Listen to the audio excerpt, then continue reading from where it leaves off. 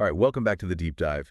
Today we're doing something kind of different. You brought something really interesting for us to look at, a presentation about Bitcoin. hmm But this isn't about like price predictions or trading tips. No, not at all. This is more like a deep dive, really deep into what Bitcoin is like fundamentally. It's about the ideas behind it, how it actually works, what it could mean for the economy, the whole picture. Yeah, exactly. It's called 21 Truths of Bitcoin, and let me tell you, some of these are pretty thought-provoking.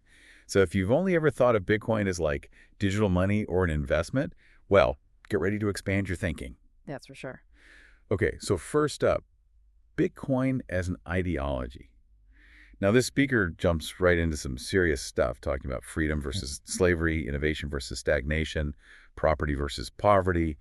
I mean, it's a lot. It is, yeah. And what's so interesting is how they tie all of this to some pretty big thinkers, right? Like the Austrian economists, guys like Hayek and Mises, who are all about individual liberty and free markets. And there are echoes of the Enlightenment in there too, like Voltaire, and even some of the principles from the U.S. Constitution. The idea is that Bitcoin is built on this foundation of individual empowerment, economic freedom, and, those kinds of big ideas. It's not just like a side effect, it's like baked into the whole thing. Exactly. And the speaker argues that without this core ideology, Bitcoin wouldn't even exist. It's fundamental. Like when they talk about freedom versus slavery, they're often talking about control over your own wealth. They see traditional financial systems as sort of trapping people and Bitcoin as a way to break free. Interesting way to put it. So how does this ideology translate into, something real? Well, that takes us to the second truth. Bitcoin as a protocol. See, Satoshi didn't just have these big ideas, they actually created a system to bring them to life. And that system is the Bitcoin protocol, the rules that govern how it all works. Okay, so we're talking about the 21 million coin limit, the block size, the 10-minute block intervals, the SHA-256 hashing algorithm, that kind of stuff, right? Exactly. And none of these things were chosen randomly. They're all connected to that underlying ideology. Like the 21 million coin limit, that's all about scarcity, right? Preventing inflation, giving each Bitcoin a predictable value over time. The speaker makes some interesting analogies here, comparing Bitcoin to things like language, English or French or mathematical systems.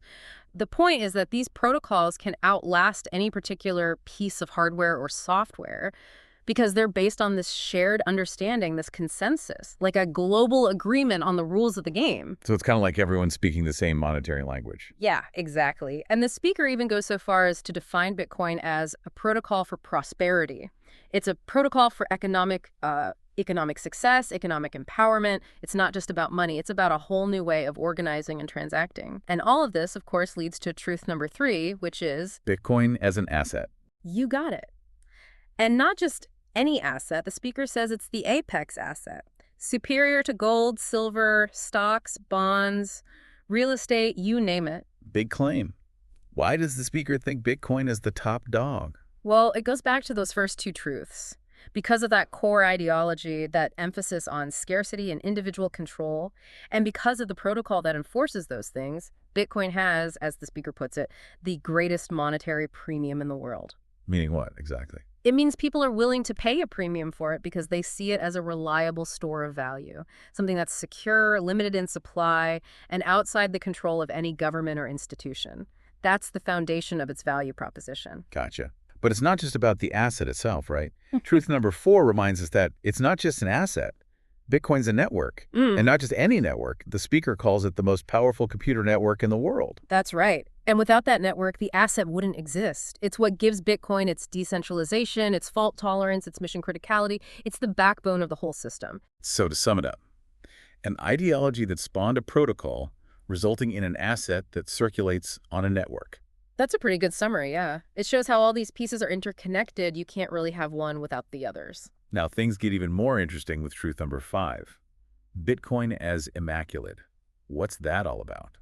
Well, the speaker talks about this immaculate conception idea, the fact that Satoshi Nakamoto, the creator of Bitcoin, remains anonymous. They gave this incredible gift to the world and then just disappeared, never claiming ownership or seeking profit. Yeah, it's pretty wild when you think about it. No founder, no CEO, no central authority. It just sort of appeared. Right, and the speaker compares it to something God-given or natural. There was no pre-mine, no special allocation for the creator. It was a totally fair launch. And that lack of a self-interested founder is really important because it contributes to Bitcoin's neutrality and its potential for mass mass adoption. Okay, so from immaculate conception, we move on to truth number 6, Bitcoin as ethical. Yeah, and the speaker defines this in terms of things like individual ownership, resistance to debasement, protection against seizure, and freedom from corruption or control. It's all about empowering individuals, giving them real financial sovereignty. Interesting. So how does this immaculate conception play into the ethics of it all? Well, because there was no central authority or pre-mine, Bitcoin started on a level playing field. It's a system that's open and accessible to anyone, regardless of their background or location. Plus, the speaker argues that no country, company, or individual fully trusts any other entity when it comes to money. But Bitcoin, because of its design and its origin, can potentially overcome those trust barriers. Like a perfect machine made of imperfect components, as the speaker says. Exactly. Now, this ethical dimension then leads into truth number 7, Bitcoin as a commodity. A commodity, like gold or oil. Exactly. The speaker defines it as an asset without an issuer, something naturally occurring or widely available, with a value determined by market forces. Okay, but why is it so important that Bitcoin is considered a commodity? Well, legally, it makes a big difference. In corporate law, the way companies can invest in and account for commodities is different from how they handle securities like stocks and bonds. Plus, there's generally more legal protection for expressing your opinions about the price of a commodity. You have more freedom to discuss its potential value without running into the same regulatory issues you might face with securities. So strategically, it's kind of about fitting Bitcoin into a category that gives it more freedom and flexibility. Right. And the speaker goes even further, saying that Bitcoin is not just a commodity, it's the commodity. They argue that it's superior to all other commodities, financially, legally, ethically, and even politically. Okay, so let's dig into that. Truths 8 and 9 really focus on this idea of Bitcoin as the ultimate commodity. Yeah, and the main argument here is that almost every other commodity throughout history has been, in the speaker's words, a garbage investment over the long term. What do they mean by that? Well, think about it. As technology advances and prices rise, it becomes more profitable to produce or extract more of a commodity. That leads to increased supply, which can then drive the price back down. It's a kind of built-in limitation.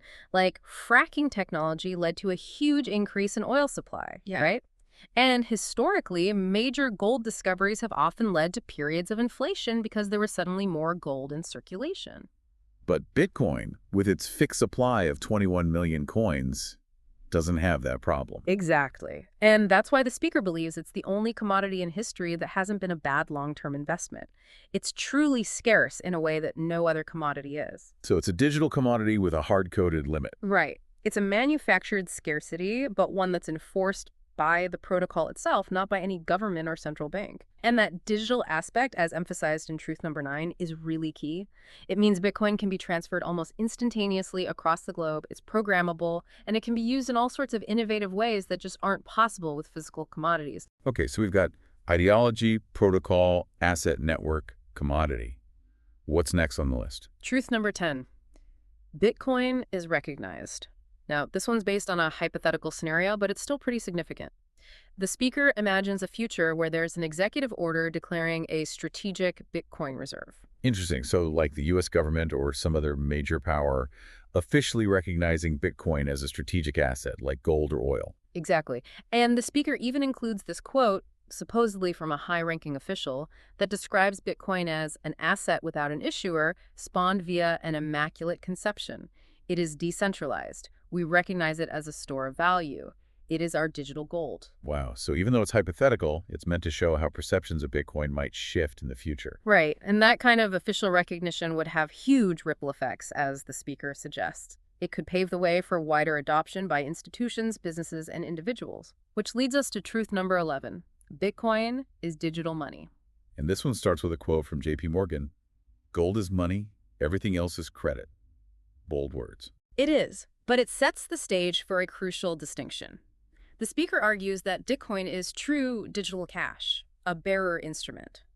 Unlike the digital credit systems we use today with credit cards and online payments, Bitcoin allows for peer-to-peer transactions without needing any intermediaries like banks or payment processors. So it's about cutting out the middleman and having direct control over your money. Exactly. And the speaker uses the concept of money velocity to illustrate this. You know, how many times a unit of currency changes hands within a given period. With credit systems, every transaction usually involves fees, which slows down that velocity. But with Bitcoin, those fees are much lower and transactions can happen much faster. So it's like a more efficient way to move money around. Right. And the speaker believes we're only just starting to understand the full implications of truly digital money. Okay, so if Bitcoin is digital money, then truth number 12 takes it a step further. Bitcoin is perfect money. That's a big statement.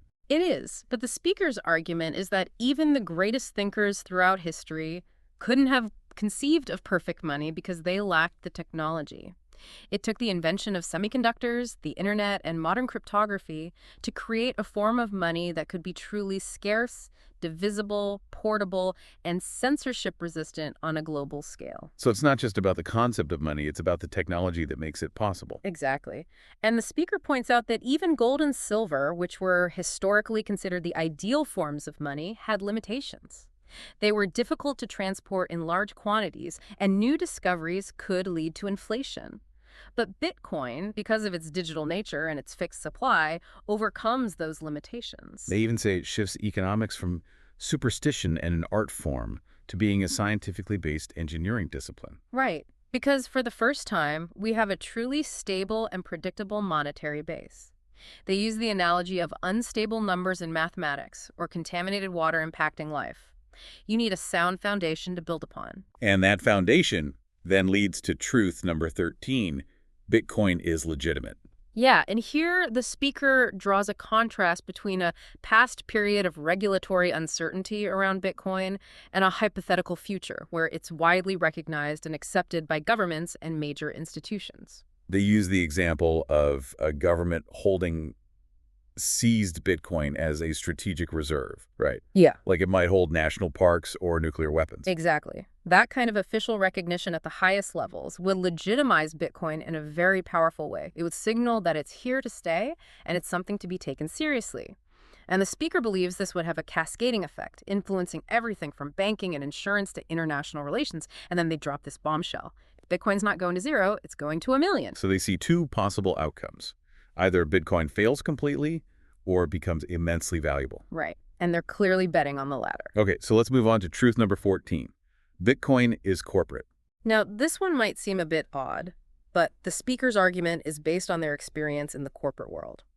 They explain how publicly traded companies typically manage their capital by investing in either very liquid, short-term assets like government treasuries or in commodities. Makes sense. But here's the thing. Historically, most commodities haven't performed as well as the broader stock market over the long term. So from a purely financial perspective, they haven't been the best choice for long-term corporate capitalization. But Bitcoin, being a digital commodity with its inherent scarcity and potential for appreciation, is different. Exactly. And we're already seeing companies start to allocate some of their capital to Bitcoin, initially with excess cash, but potentially expanding to include equity and even debt. The speaker points to the growing number of companies and ETFs that are now holding Bitcoin, and they believe this trend is only going to accelerate. They even mentioned Metaplanet, a company whose valuation skyrocketed after they made a big Bitcoin investment. Right. It's a sign of how the corporate world is starting to wake up to the potential of Bitcoin. So from corporate, we go global. Truth number 15. Bitcoin is global. Yeah, and the speaker shares some personal anecdotes about meeting people from all over the world who are using Bitcoin. It really highlights how this is a truly borderless technology.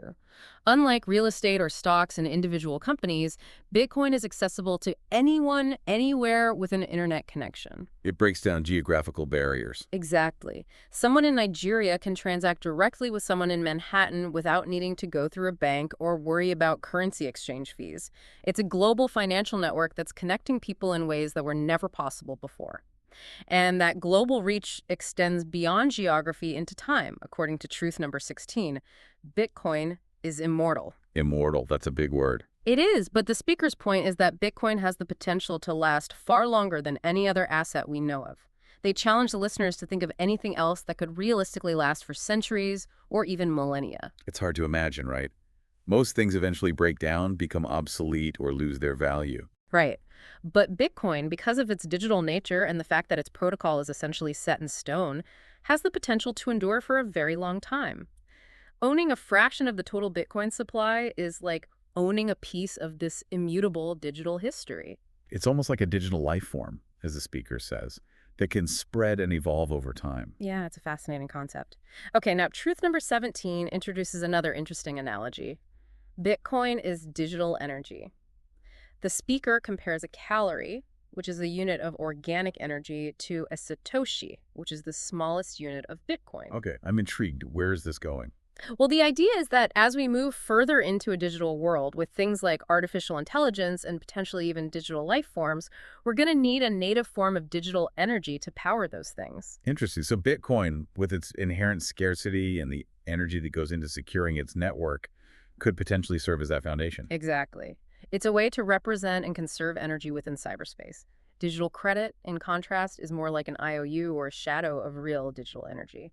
So it's not just about money, it's about a whole new form of energy for a digital age. That's the idea. And truth number 18 builds on this, stating that Bitcoin is a digital energy network. It's not just about the energy itself, it's about the infrastructure for moving and vibrating that energy around the globe at the speed of light. So it's like a digital power grid. Exactly. And that leads into truth number 19. Bitcoin is a digital economic system. The speaker points to the existing capabilities of the Bitcoin network, like near instantaneous transactions and the growing world of decentralized finance, or DeFi. For those who might not be familiar, DeFi is basically a new financial system built on blockchain technology, aiming to be more open and accessible than traditional finance. Right. And the speaker envisions a future where billions of devices and AIs are transacting with each other at machine speed using this digital energy network. It's a whole new economic paradigm. It's pretty mind-blowing to think about. Okay, so we're on to truth number 20. Bitcoin is a digital defense system. This sounds a bit more serious. It does, and the speaker gets into some interesting territory here. They talk about the sheer computational power of the Bitcoin mining network, measured in exahash, which is a mind-bogglingly large amount of processing power.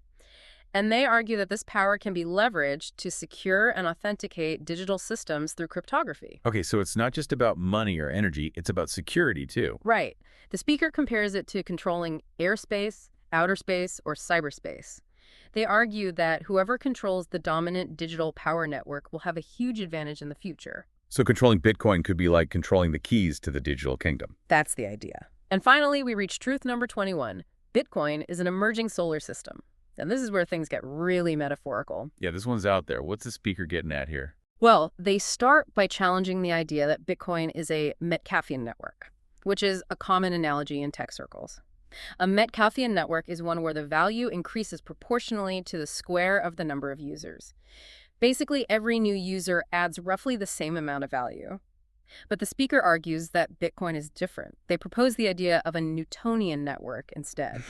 Okay, so like Newtonian physics with gravity and all that. Exactly. The analogy is that Bitcoin is like the sun, the brightest thing in the financial universe, with a powerful gravitational pull that attracts more and more energy and capital. Companies, countries, even individuals are all drawn into its orbit. So it's not just about the number of users, it's about the sheer force of its gravity. Right. And as more capital and energy flow into the Bitcoin network, its gravitational pull becomes stronger and stronger, attracting even more participants. It's a self-reinforcing cycle. So to sum it all up, Bitcoin is not just a cryptocurrency. It's a complex, evolving system with its own ideology, its own protocol, and its own unique place in the world. It's an asset, a network, a commodity, a form of money, a digital energy source, a defense system, and even an emerging solar system. It's a lot to wrap your head around. It is. And that's why this presentation is so fascinating. It pushes us to think about Bitcoin in a much broader context. It's not just about the price. It's about the ideas behind it, the technology that powers it, and the potential impact it could have on the world. Absolutely. And as this digital solar system continues to develop, the big question is, where will you fit in? That's something for everyone to consider. Thanks for joining us on this deep dive. We hope you found it as thought-provoking as we did.